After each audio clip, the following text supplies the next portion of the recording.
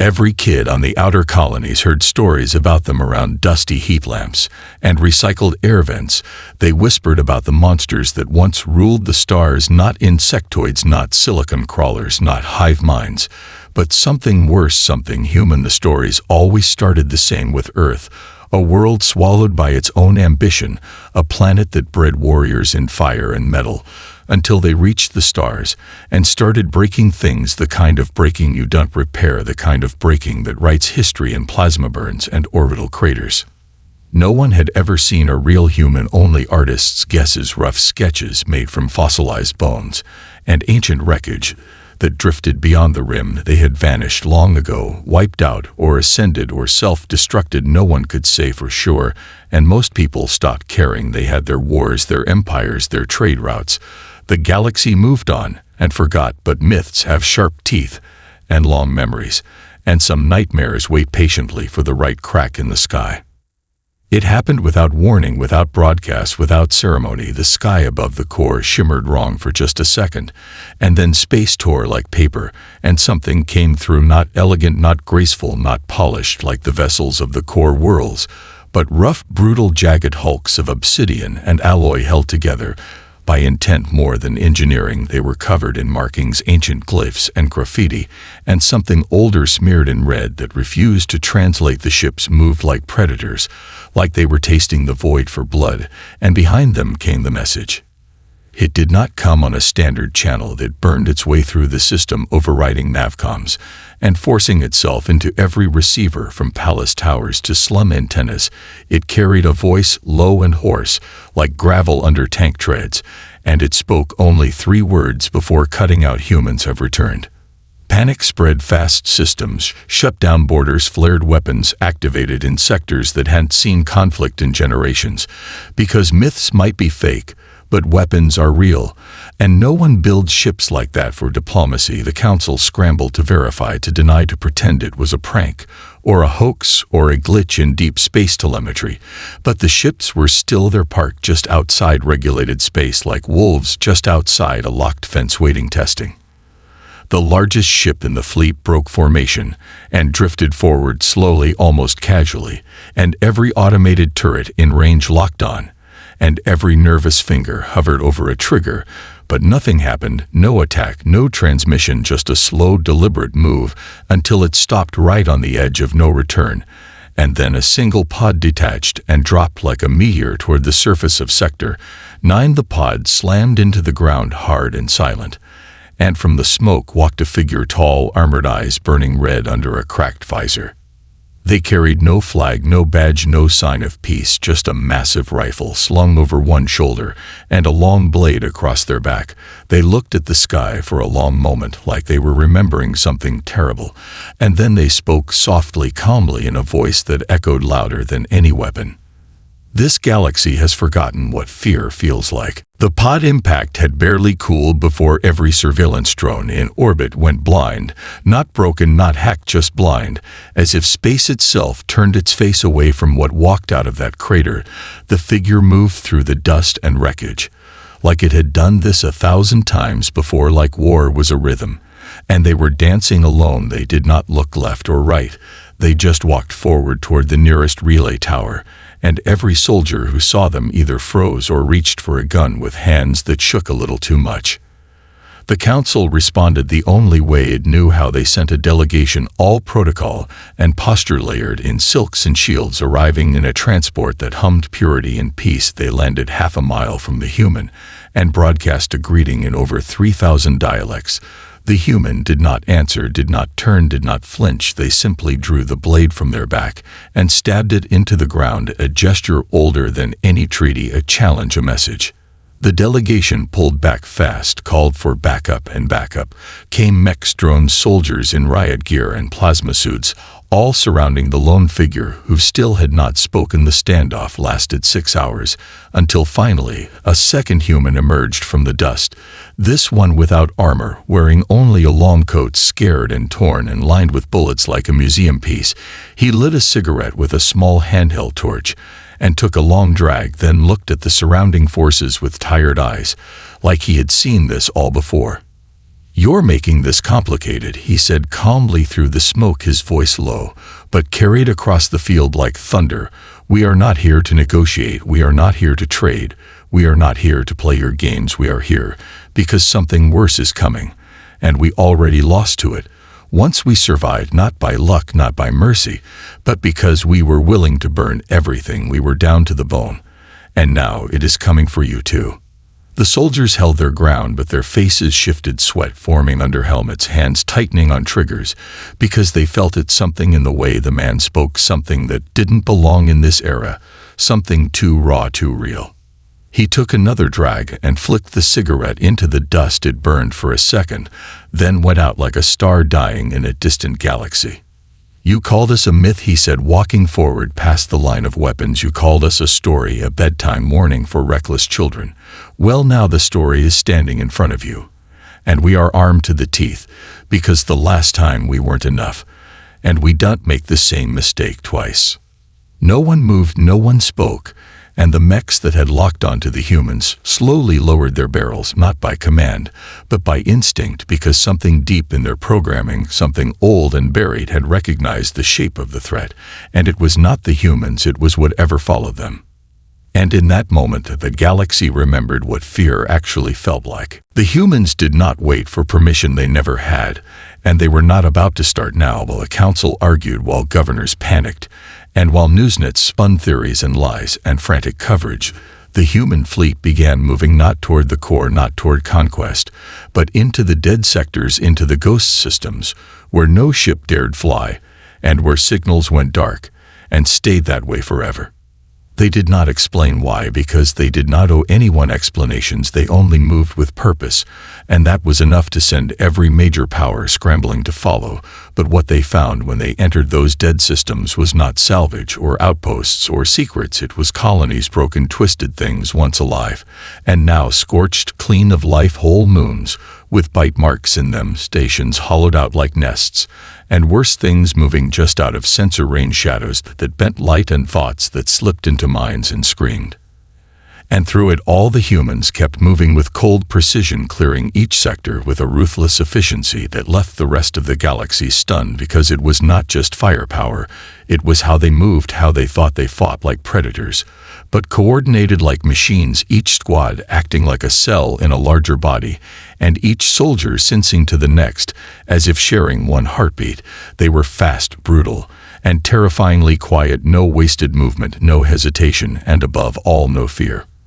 Reports began leaking from recon teams, survivors who had watched human squads operate on the surface of Vexus 4, where a swarm of phase beasts had turned half a world into meat. They watched humans drop into hot zones with nothing but combat knives and hand cannons, and wipe out entire nests using tactics that should not have worked, baiting the beasts into kill zones that did not exist until the moment they were needed, setting off chain reactions, using the terrain like a weapon.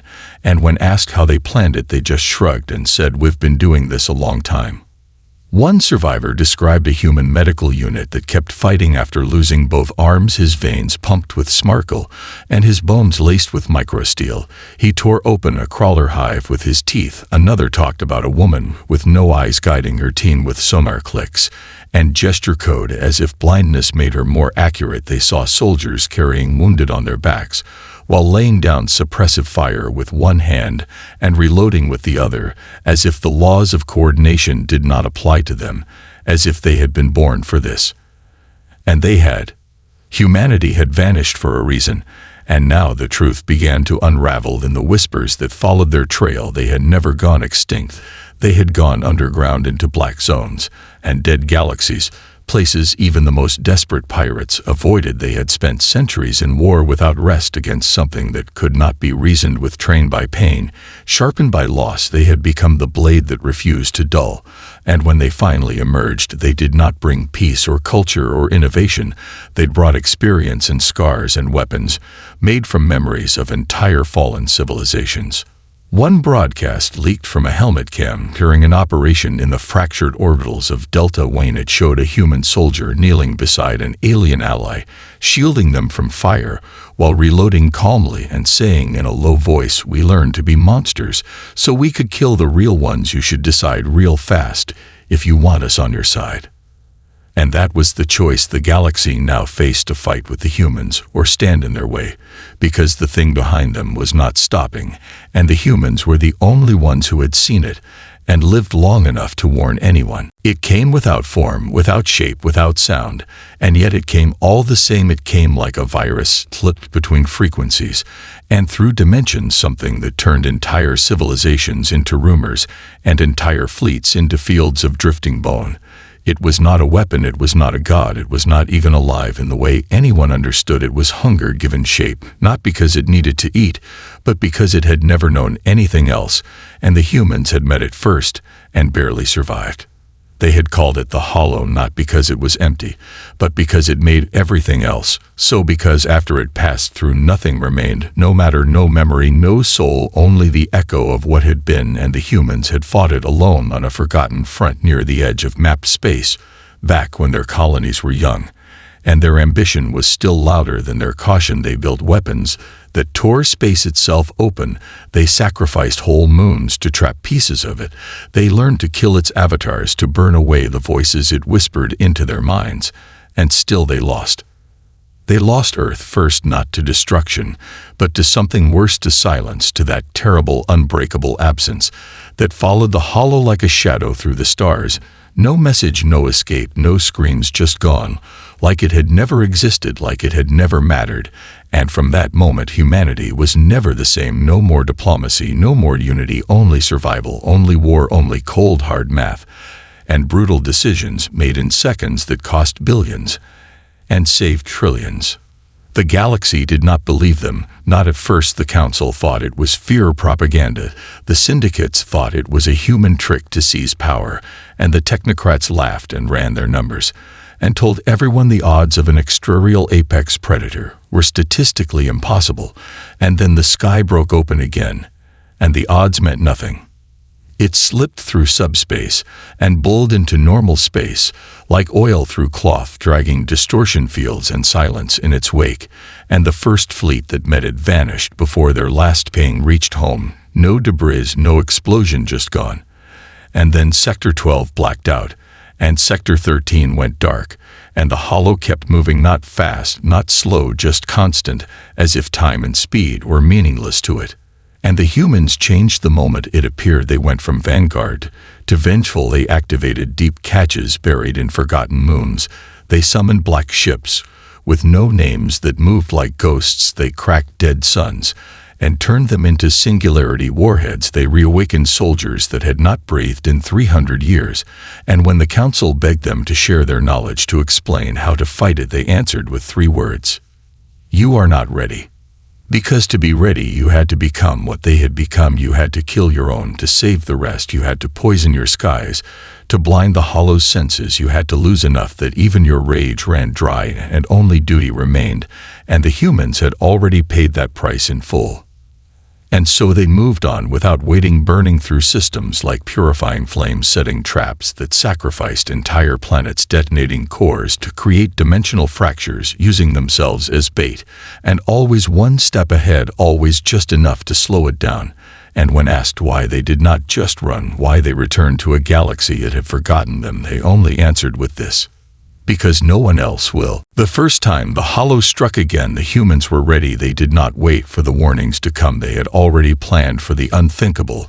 They had already learned the price of waiting, so they moved fast. They moved decisively. And when the Hollow came, it found itself faced with the thing it never expected, a galaxy that had seen the future and decided it would burn rather than die quietly. Human ships tore through the dark, like comets set on fire, each one loaded with weapons that could twist space itself. Their soldiers did not hesitate. They landed in systems already lost and tore apart the Hollow's nests with nothing but bare hands and explosives. They didn't stop to count losses. They didn't stop to mourn. They moved like a tide that knew what it was meant to do. They salted the earth of every system they touched, leaving behind only the echo of destruction, but enough time for others to escape the horror.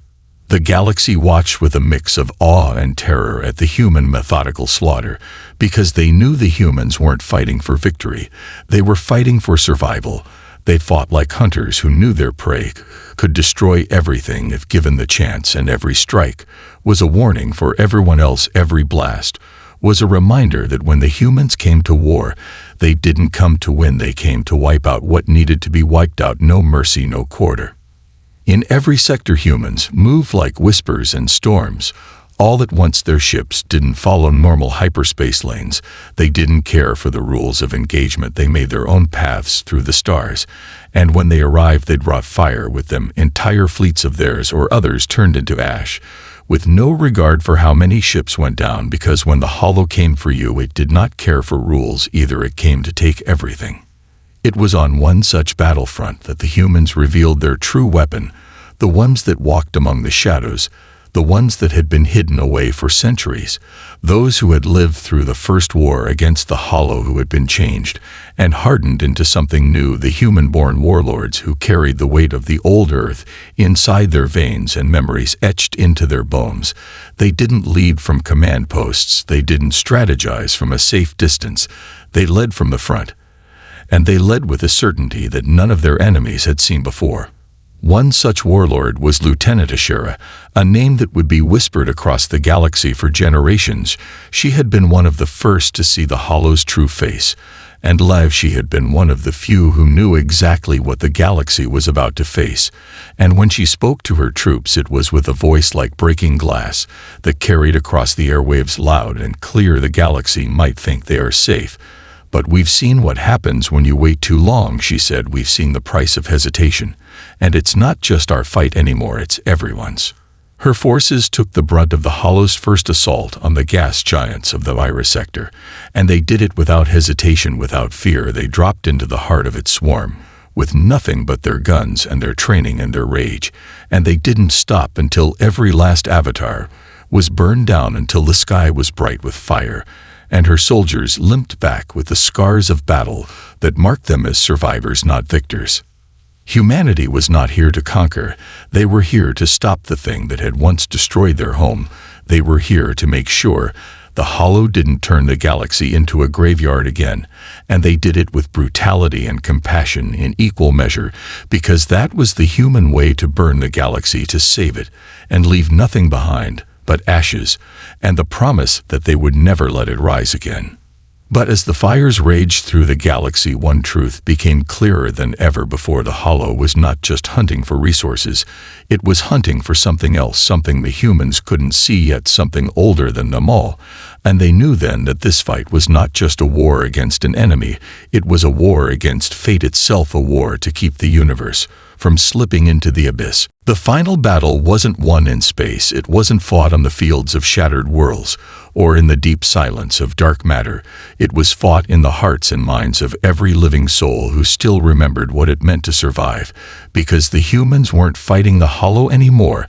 They were fighting the last thing they had left to lose, hope itself. The Hollow was more than just an enemy. It was an idea of fear that wormed its way into every mind. It didn't need to consume everything physically. It needed to erase everything that gave a soul purpose and meaning. It needed to twist the world into nothing but hunger and void. And the humans had seen it before. They had felt it before. And they knew that this battle could not be won by force alone. It had to be fought in the soul of every being who still believed in survival. The humans had one weapon left, one that could break the Hollow's power, and that weapon was not built of metal or fire. It was built of memory and sacrifice. It was the last of the old human resolve, the stubborn belief that even in the face of death, there was always something worth fighting for, and they sent that weapon straight into the heart of the Hollow's domain. As they made their final move, humanity's fleets turned their backs on the front lines. They left the Hollow behind, and for the first time in centuries, they withdrew. They didn't fight, they didn't engage, they simply turned and left without a word, without a battle. And for a moment, it seemed like they had given up, like they had abandoned the galaxy to its fate.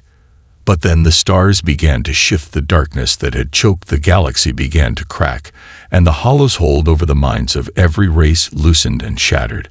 And what was left behind was the sound of a million hearts remembering who they were and why they fought in the first place. It was the humans who taught them that you could survive this, you could survive anything if you never forgot what it meant to care, if you never let the darkness take everything. The hollow screamed as it tried to hold on to the galaxy. It tried to feed on the last vestiges of fear, but the humans had already removed the one thing that fed it, the people's fear of the unknown. And in its final moments, the hollow became something smaller, something desperate, and for the first time in a long time it realized it wasn't invincible, it wasn't eternal, and it was defeated not by weapons or fire, but by something simpler, something older.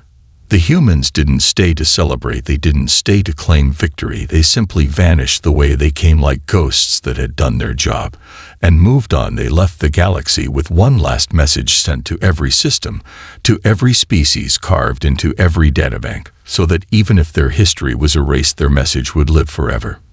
We were never your myth, we were never your saviors, we were the ones who learned how to survive. And now we're leaving because the next fight is coming. And we'll be ready, but only if you remember this: we did it for you. But we don't need you to thank us, we need you to learn what we've learned. And then they were gone. No more ships, no more warriors, no more stories, just empty space, where once there had been fire and fury, and the galaxy stood in silence as it realized the truth that the humans had left them with. They weren't gods, they weren't heroes, they were simply survivors, and that was all they ever needed to be.